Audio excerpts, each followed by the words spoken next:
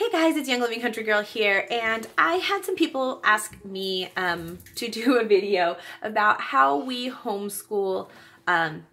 Both my son and daughter have very short attention spans, but especially my son is struggling with the whole routine. Now, I know routine is super important when you're trying to do this with a child who does not have good attention spans. But I also know in our home, routine is not always a doable thing. With the way my husband's work schedule works and how we start school, it doesn't always happen at the same time. We try, but it doesn't always happen. So I want to share with you guys a couple things that we do to help this little guy stay on task. See, he's not on task right now. No, huh? All right, so first off, I just want to make a couple suggestions. Like I said, being able to have a routine is very important. We do a couple other things. We use bouncy balls. So let me flip the camera and show you guys what we do. All right, so this is our little guy who's, oh, there's a fly. That doesn't make it any easier. Who has a lot of energy and little attention. So we have a couple things. Now, I do the bouncy ball, but there are times where he will get too bouncy and too crazy on it, and I have to take it away. So it also is kind of a little bit of a reward to, you know, just use it properly and use some attention out. You're going to use your next one? You ready to start your next one? One of the other things I do is I set a timer. So I just picked up this quick timer, and I will go ahead and set it. Generally, we will work about 5 to 10 minutes on each subject. I know that can sound really small, but just by setting that for 5 minutes, it kind of just gives him an idea that, you know, he's going to have to work through it.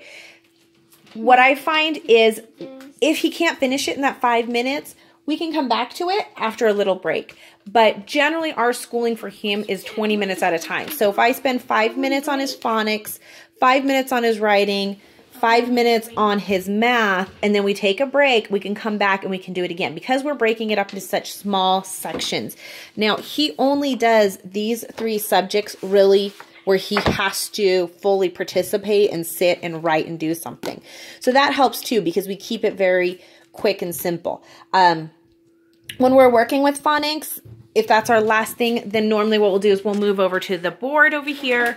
And like we've been going through learning how to teach him how to read. So we've been working on word families.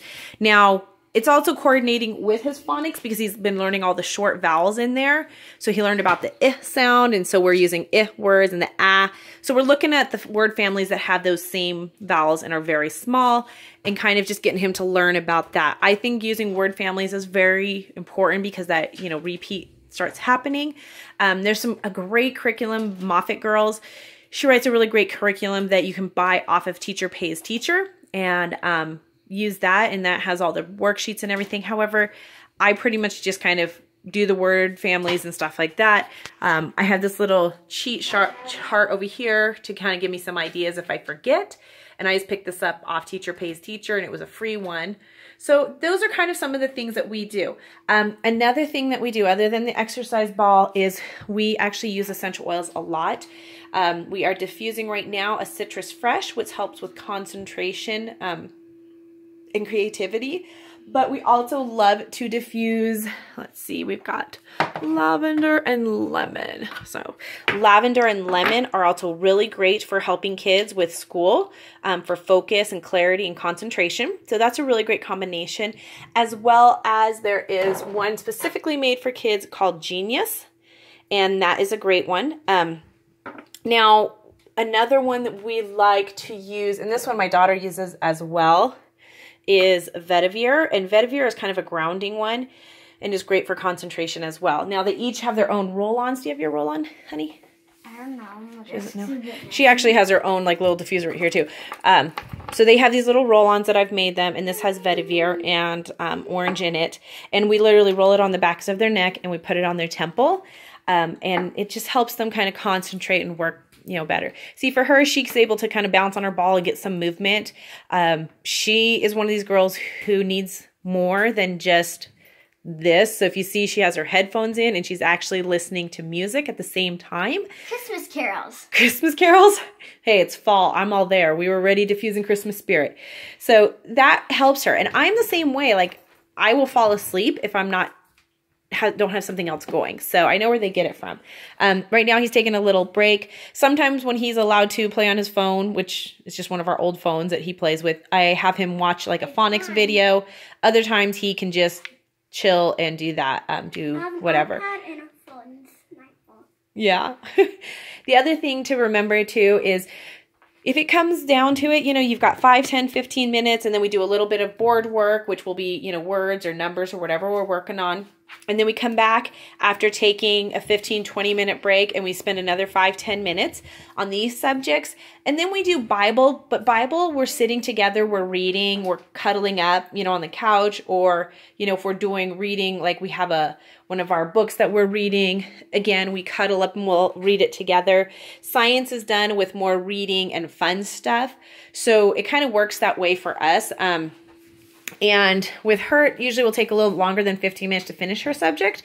So it's great because he can work on this, she can do her thing, and then as she finishes, she usually gets about a 10-minute break before she starts her next subject, unless we have something going on and she needs to continue right through. But both of them really benefit from being able to move around, to get up, to go, and to make breaks. I probably have more trouble because then I have a hard time coming back to it.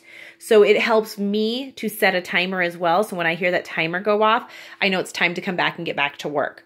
So I hope that kind of helped you guys out. I know I don't have any like, you know, skilled training or anything like that. It's simply what we find works for us.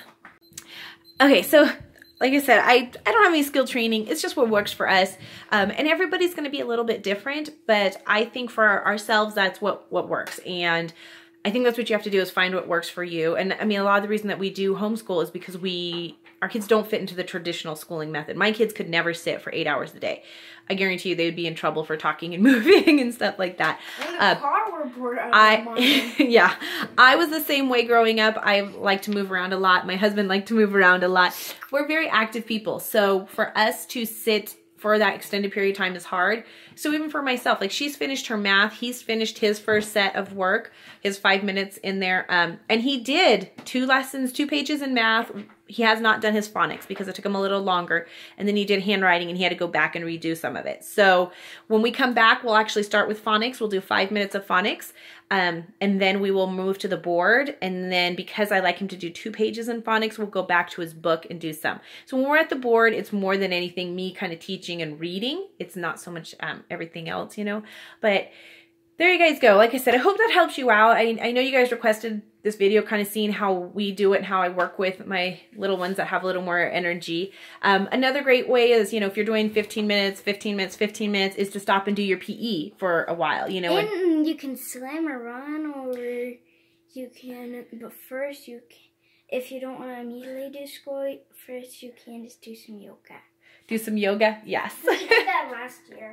Yeah, we've done some yoga before we do school just to kind of calm if they're super hyper or whatever. So just kind of what works for you. And then again, if it's a beautiful day and I see a storm coming and I'm like, guess what? We're going to take more than a 15-minute break. We're going to take an hour break and you guys are going to go out and swim because I want you to have time to get that energy out and do your PE before the storm comes. So, you know, we'll take an hour break. So again, it works. Or there's days where they just have a lot of energy. And then there's been days where they're super tired and, you know, we stayed up too late or just had a lot going on.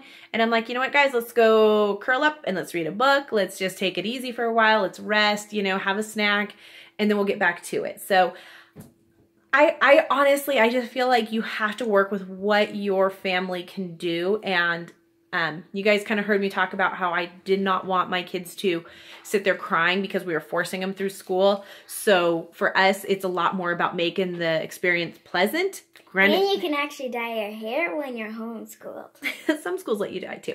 But for us, it's making the experience pleasant. Obviously, there's days where that's not the case, where mommy's very stressed and is like, we have to do school. Those days I want a different teacher. Yes, those days she's like, I think I want to go to school. But, you know, it's working. It's what works for you guys. There is no right way. There is no wrong way, honestly. It's what works for you. And as long as there's peace in the home, as far as like as much as you can. Like I said, we have days where I'm just like, I'm sending you to school. I'm done. And there's days where she's like, I want to go to school. I'm done. And then she remembers that she can be done with her school in an hour or two and play the rest of the day. And if she was at school, it would be the other way around. So this is easy because it's still practice. The first, there's 4 discs and it goes practice, new stuff, practice, new stuff. I have like 2 discs of practice and 2 discs of like. Oh, for your math? Yeah, yes. because it's like practicing what she's I reviewing. learned. She's reviewing right now. Since we're at the beginning of the school year, she's reviewing what she learned last year, and then at the end of the year, we kind of go over everything again. So I was telling her basically, you know, we were saying that. I don't know, not quite. I would say 2 quarters are spent learning something new, and 1 quarter spent reviewing last year, and the last quarter is kind of reviewing what you learned all year. So really, you're not learning that much new stuff every year. It's more or less the repetitive stuff. So totally not to do with everything else, but we just wanted to share what we do, and I hope that helps you guys out. Thanks for watching. Sorry it's such a long video. I hope you guys learned something. If you have any questions, be sure to comment below. And if these didn't answer your questions, I'm sorry. I know I had requests for how I teach him to read, and I will try to go through that, but I don't really have anything formal. So I'll have to kind of think about that and how I can put it together to kind of show you guys. So thanks for watching, guys. Have a beautiful, blessed day. Bye.